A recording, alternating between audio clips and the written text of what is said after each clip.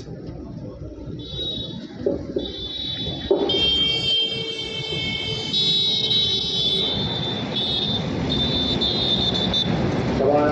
উপস্থিত সম্মানিত সভাপতি এমপি তাহেজুল ইসলাম, সহ সভাপতি মোহাম্মদ শাহাবুদ্দিন, রাজ্যের অ্যাসিস্ট্যান্ট ইনচার্জ পিজি আহমেদ সাহেব এবং আমাদের মঞ্চে উপস্থিত পরক্ষী মহাশয়, সকলকে হৃদয়ের অন্তঃস্থল থেকে শুভেচ্ছা অভিনন্দন জানিয়ে আজকের এই প্রোগ্রামে দু চার কথা বলে শেষ করব। আজকে আমাদের যে প্রোগ্রাম নদী ভাঙন প্রতিরোধ যাত্রা, আপনারা সকলেই জানেন যে আমাদের এই জেলায় অনেকগুলো পলিটিক্যাল পার্টি বর্তমানে আছে। ক্ষমতাধর political party, opposition political party, আরো মানুষের কথা বলে যাদের ঘুম আসে না সে সমস্ত পলিটিক্যাল পার্টিরাও আছে। যে জেলার একটা গুরুত্বপূর্ণ সমস্যা, যে সমস্যার মধ্যে দিয়ে জেলা দীর্ঘদিন সময়কে পার করে চলেছে, সেই সমস্যায় এখানকার যারা রবিনহুড, এখানকার যারা হত্যাকর্তা হয়ে উপস্থিত হয়ে আছে, সেই সমস্ত নেতা কর্মী সবার মুখে কুলু পেটে আছে।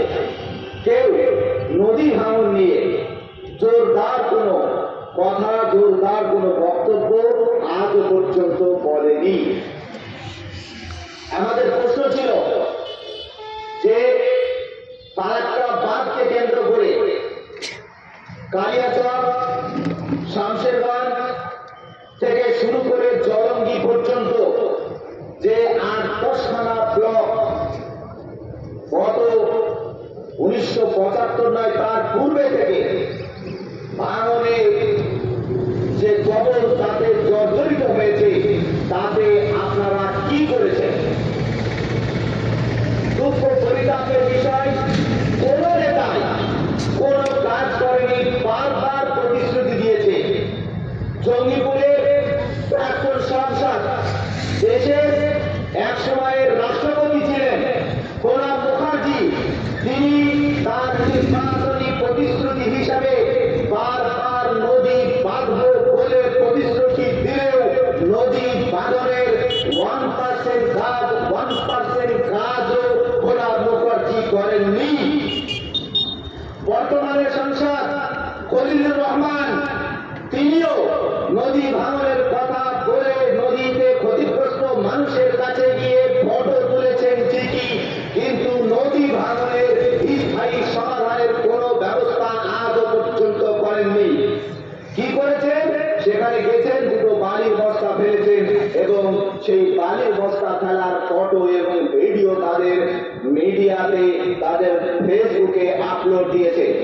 আমাদের রাজ্যের সহসভাপতি শাহাবুদ্দিন সাহেব যে কোন কোন গ্রাম ক্ষতিগ্রস্ত হয়েছে বলে গ্রামের নাম করছিলেন, এই গ্রামের নাম করলে এইরকম আরো 3 ঘন্টার সভা করলে হয়তো শুধুমাত্র গ্রামের নাম করে শেষ করা যাবে। আমি আপনাদেরকে বলছি, 1990 থেকে 1994 সাল পর্যন্ত টোটাল গ্রাম ক্ষতিগ্রস্ত হয়েছে 134খানা। 1994 থেকে 1996 পর্যন্ত টোটাল গ্রাম ক্ষতিগ্রস্ত হয়েছে 59খানা। 1996 থেকে 1999 পর্যন্ত 82খানা। 2004 সাল পর্যন্ত 98খানা। 2008 সাল পর্যন্ত 116খানা। 2008 সাল থেকে 2011 সাল পর্যন্ত 63খানা গ্রাম ক্ষতিগ্রস্ত হয়েছে। আপনি যদি দেখেন যে 1990 সাল থেকে 2011 সাল পর্যন্ত 1000 গ্রাম ক্ষতিগ্রস্ত হয়েছে। আপনি কটা গ্রামের নাম বলবেন?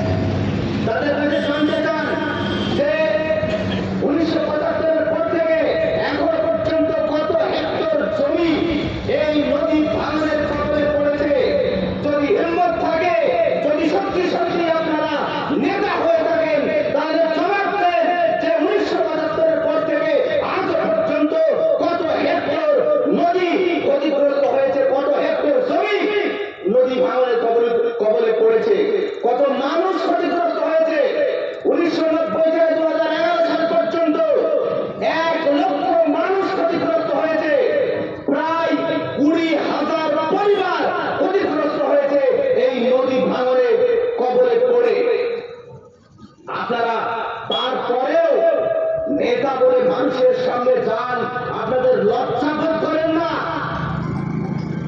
আমি নিজেও যদি সংসার হলাম, সিরিয়াসলি বলছি, যদি তার সমাধান না করতে পারতাম তাহলে নিজে থেকে ইস্তফা দিয়ে দিতাম। কলিলুর সাহেব, আপনার বাড়ি সংসারগঞ্জে আর সংসারগঞ্জে প্রত্যেক বছর প্রায় 100 পরিবার নদী ভাঙনের কবলে পড়ে ক্ষতিগ্রস্তের শিকার হয়।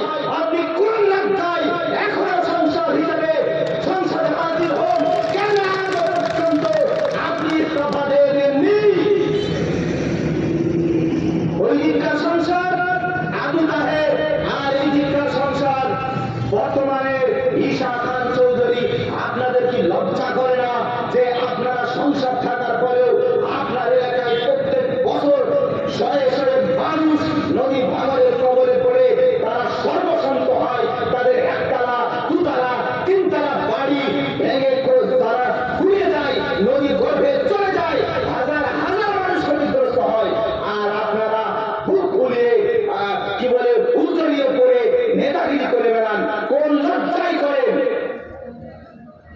মিনিমাম যে রেসপন্সিবিলিটি থাকা দরকার ছিল সেই রেসপন্সিবিলিটিটাও কি আপনারা পালন করেছেন? করেননি। তার জন্য আমাদের মতো পলিটিক্যাল পার্টিকে আজকে রাস্তায় আসতে হয়েছে। আজকে হচ্ছে তার সূচনা। আগামী 14 তারিখ পর্যন্ত এই যে দীর্ঘ 70 থেকে 80 কিলোমিটার রাস্তা গঙ্গা ভাঙন যে দিক দিয়ে গেছে, যে রাস্তায় যে এলাকা দিয়ে গঙ্গা ভাঙন হয়েছে, সেই এলাকা দিয়ে পায়ে হেঁটে এই 70 কিলোমিটার রাস্তা আমরা পার করতে চলেছি। আমাদের রাজ্যের নেতারা 64 বছর বয়স, 65 বছর বয়স, 70 বছর বয়সের নেতারাও নিয়োগ করেছে, মানে সংকল্প করেছে যে এই 70 থেকে 80 কিলোমিটার রাস্তা পায়ে হেঁটে পার করবো। দাবি একটাই, নদী ভাঙনের স্থায়ী সমাধান করতে হবে। নদী ভাঙন, নদীর যে পার তাকে কংক্রিট দিয়ে যেভাবে সমারবতীকে বেঁধে দেওয়া হয়েছে আহমেদাবাদ শহরকে বাঁচানোর জন্য, গুজরাটের আহমেদাবাদ শহরকে বাঁচানোর জন্য সমারবতীকে যেভাবে বাঁধা হয়েছে, ঠিক সেইভাবে মালদা মুর্শিদাবাদকে বাঁচানোর জন্য এই নদী ভাঙন, নদীকে বাঁধতে হবে। তবে এর স্থায়ী সমাধান হবে, নচেত অন্য কোন মাধ্যমে এর স্থায়ী সমাধান হবে না। 2016 সালে বিহারের মুখ্যমন্ত্রী নীতিশ কুমার প্রধানমন্ত্রীকে দেখা করে চিঠি দিয়ে বলেছিলেন যে বিহারে যে বন্যা হয় তার জন্য 80% দায়ী হচ্ছে ফারাক্কার বাঁধ। যদি ফারাক্কার বাঁধ প্রকল্পকে কোনোরকম ভাবে দ্বিতীয়বার পর্যালোচনা না করা হয় তাহলে বিহারের যে ফ্লাড ইফেক্টেড বিহার তাকে রোখা যাবে না।